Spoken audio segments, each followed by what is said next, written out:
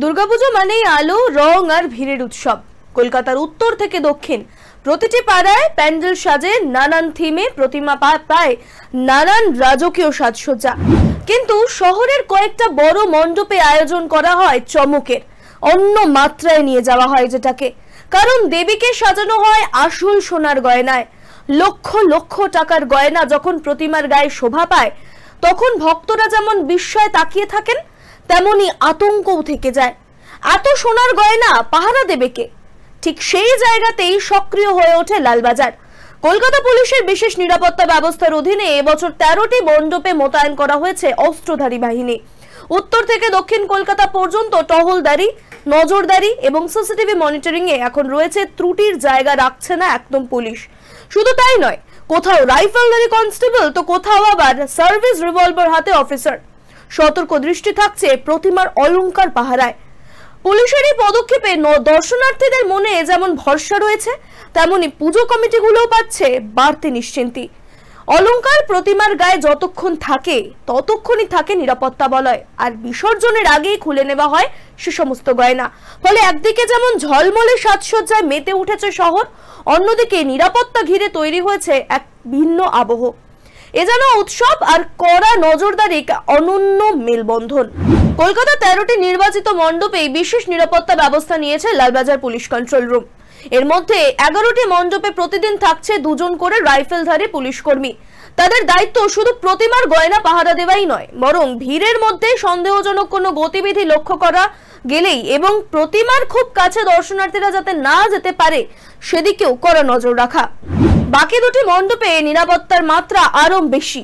মধ্য কলকাতার মুচিপাড়া এলাকার এক মণ্ডপে প্রতিমার অলংকার পাহারায় রয়েছেন 2 জন রাইফেলধারী পুলিশ কর্মী ও 2 জন সার্ভিস পিস্তলধারী অফিসার্স।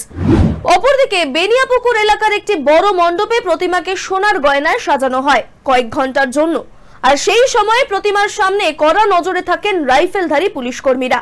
সিসিটিভি ক্যামেরায় 24 ঘন্টা নজরদারি চালানো হচ্ছে, যাতে কোনো অঘটন ঘটলেও তাৎক্ষণিক ব্যবস্থা নেওয়া সম্ভব হয়।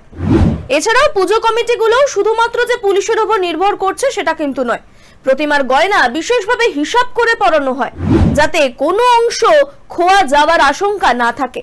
বিসর্জনের আগে তা খুলে নেওয়া হয় এবং নিরাপদে রাখা হয়, যাতে কমিটির হেফাজতে থাকতে পারে।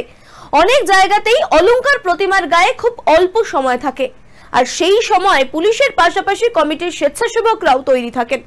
এবছর ভিড়ের কথা মাথায় রেখে প্রতিটি মণ্ডপেই লাগানো হয়েছে একাধিক সিসিটিভি ক্যামেরা।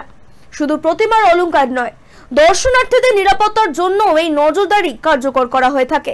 ফলে উৎসবের আনন্দে কোনো বিঘ্ন না ঘটিয়ে সোনার ঝলক শহরবাসীর চোখে পৌঁছে দিচ্ছে পুজো কমিটি আর পুলিশ একসঙ্গে।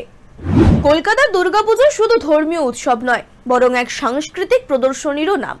এখানে আলো, রং, প্রতিমা আর সাজসজ্জার প্রতিযোগিতার মধ্যে সোনার অলংকার যেন বাড়তি আকর্ষণ। তবে এই আকর্ষণই তৈরি করে সবচেয়ে বড় চ্যালেঞ্জ, নিরাপত্তা।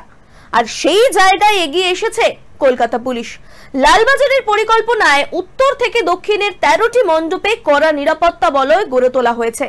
রাইফেলধারী কনস্টেবল, সার্ভিস রিভলভার হাতে অফিসার্স, 24 ঘন্টা সিসিটিভি কভারেজ। সব মিলিয়ে কোনো রকম ঝুঁকি নিতে রাজি নয় প্রশাসন। পুজো কমিটিগুলো যথাসম্ভব দায়িত্বশীল ভূমিকা নিয়েছে।